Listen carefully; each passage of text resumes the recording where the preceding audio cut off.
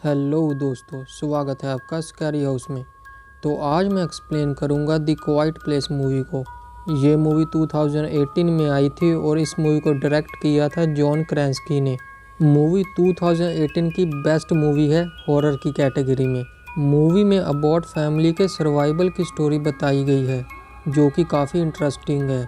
Last में मैं आपको मूवी के फैक्ट्स भी बताऊंगा।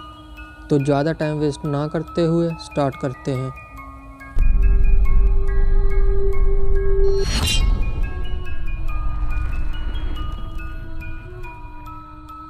मूवी की स्टार्टिंग अबाउट फैमिली से होती है।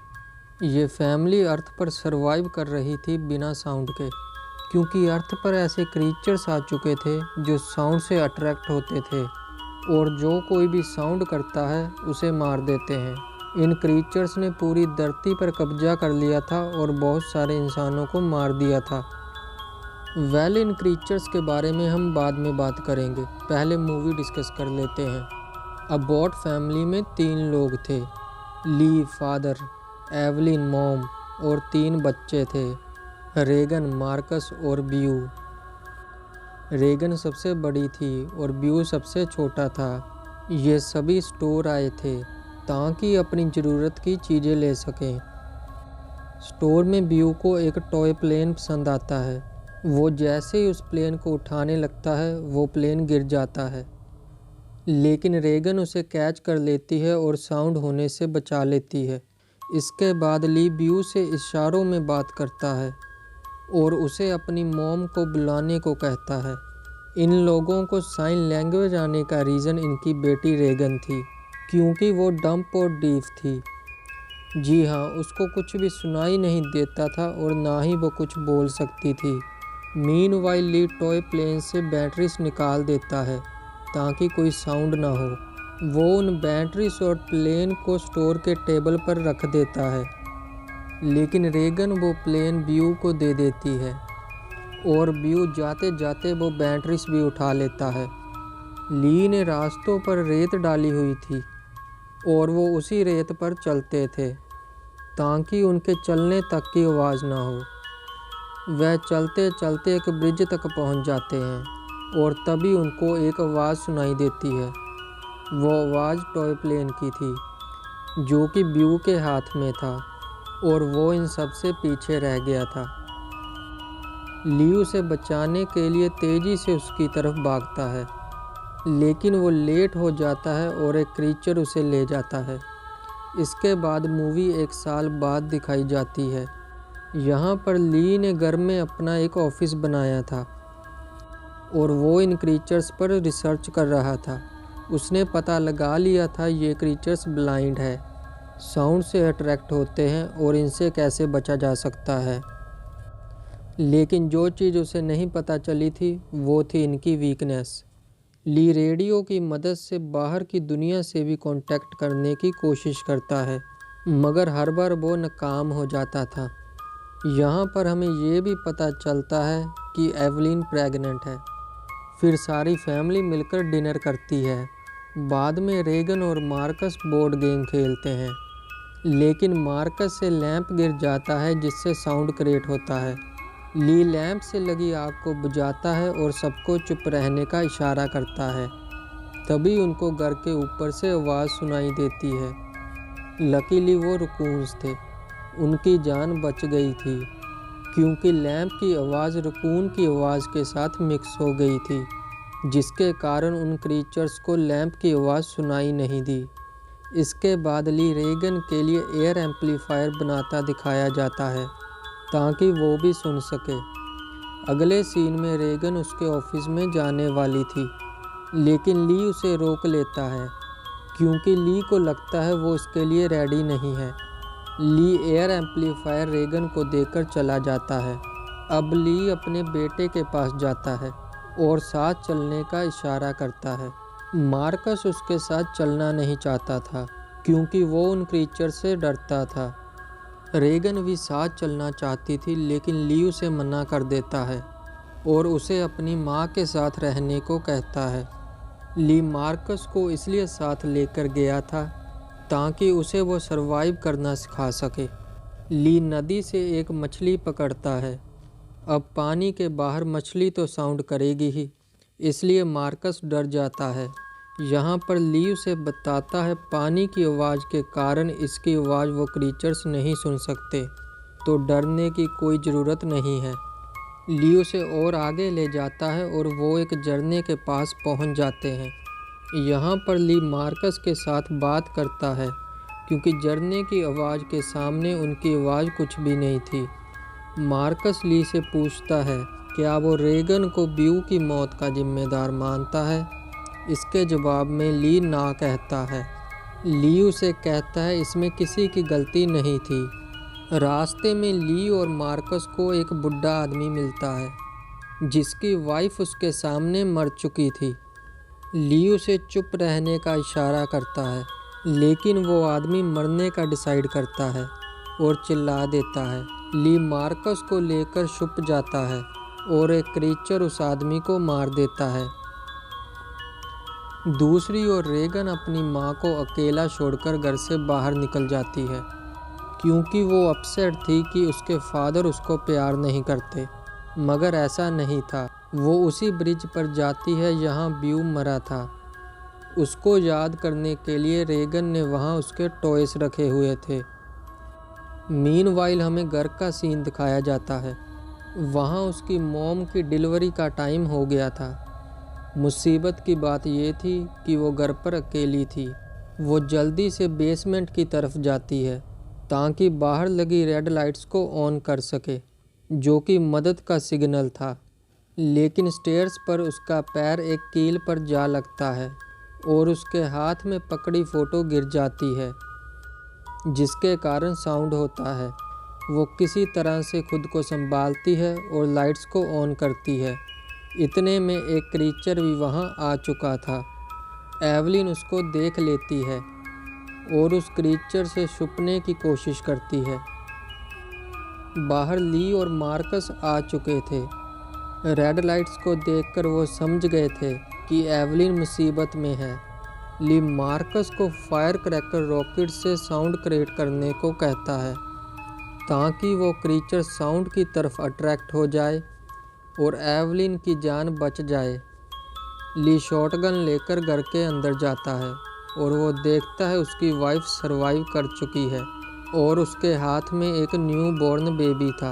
अब उन लोगों के सामने एक नई प्रॉब्लम थी क्योंकि बच्चे रोते हैं और रोने से साउंड क्रिएट होता है। लेकिन इसका भी रास्ता ली ने निकाल लिया था। उसने एक साउंड प्रूफ बॉक्स बनाया था स्पेशली बच्चे के लिए।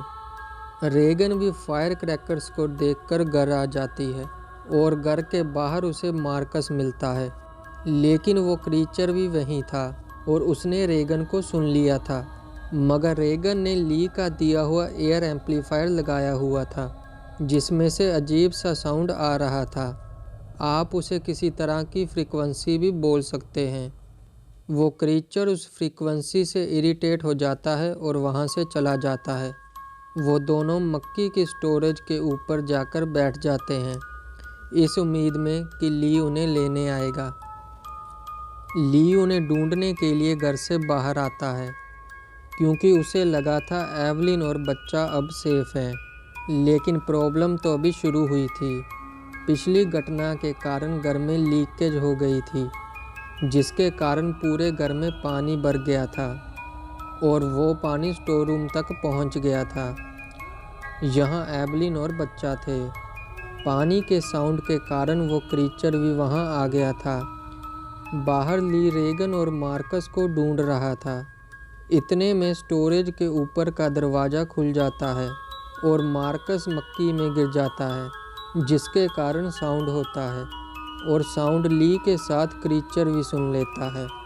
वो क्रीचर जल्दी से घर से बाहर आता है और बच्चों की तरफ बढ़ता है। रेगन मार्कस को बचाने के लिए स्टोरेज में कूद पड़ती है जिसके कारण स्टोरेज का दरवाज़ा टूटकर उनके साथ गिर जाता है। फाइनली क्रीचर वहां पहुंच जाता है और उन पर हमला करता है। वो लोग दरवाजे को शील्ड की तरह यूज़ करते हैं और बचने की कोशिश करते हैं। रेगन के एयर एम्पलीफायर से फिर से फ्रिक्वेंसी निकलती है और क्रीचर इरिटेट होकर वहाँ से निकल जाता है। रेगन और मार्कस वहाँ से बाहर आते हैं और ली को मिल जाते हैं और एवलिन ये सब घर से सीसीटीवी में देख रही थी। लेकिन क्रीचर अभी भी वहाँ से गया नहीं था, क्योंकि क्रीचर को पता चल गया था वहाँ पर लोग हैं और बिना शिकार किए वो वहाँ से जाने वाला नहीं था।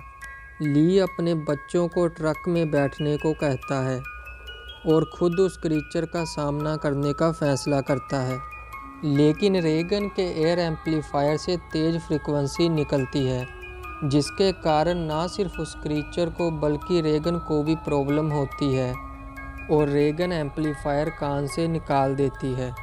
अब वो क्रीचर ट्रक पर हमला करता है।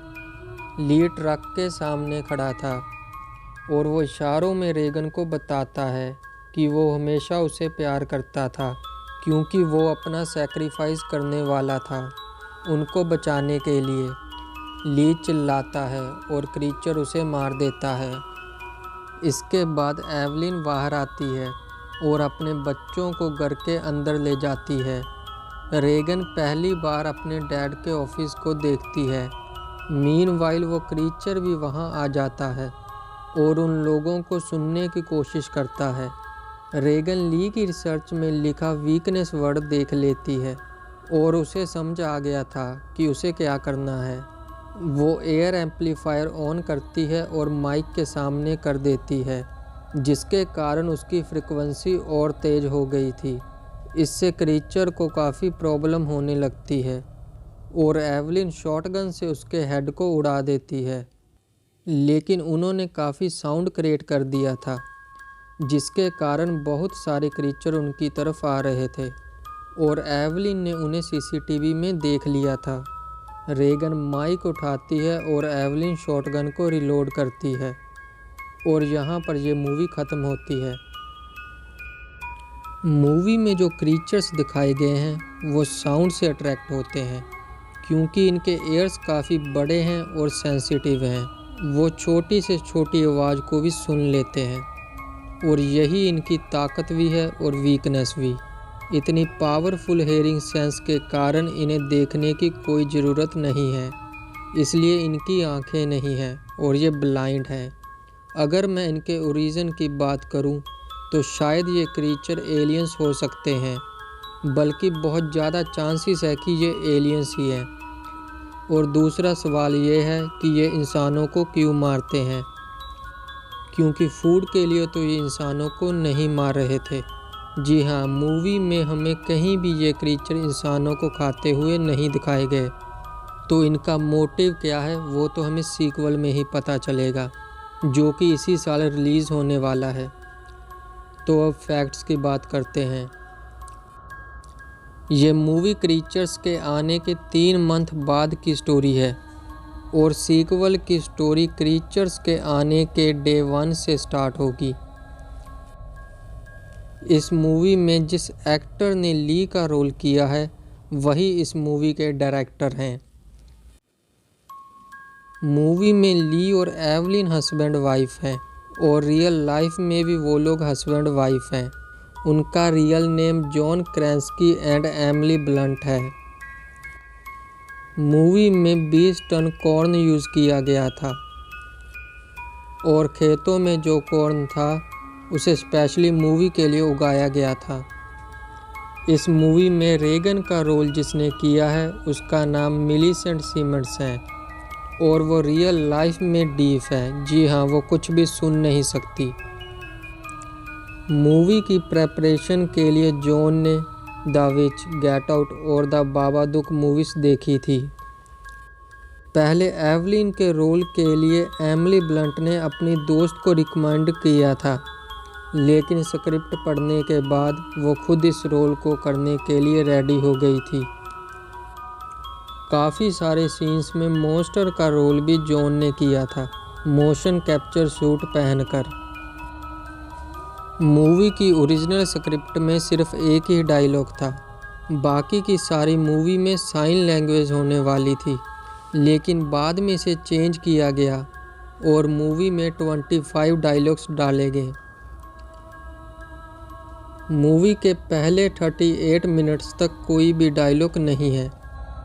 एमिली ब्लंट ने बाथ-टब वाला सीन सिर्फ एक शॉट में कंप्लीट कर दिया था। मूवी के ओपनिंग सीन्स लास्ट में शूट किए गए थे क्योंकि ओपनिंग सीन में जॉन की बियर्ड ट्रिम दिखाई जानी थी और बाकी की मूवी में बियर्ड होने वाली थी। मूवी की शूटिंग 36 डेज में पूरी हो गई थी।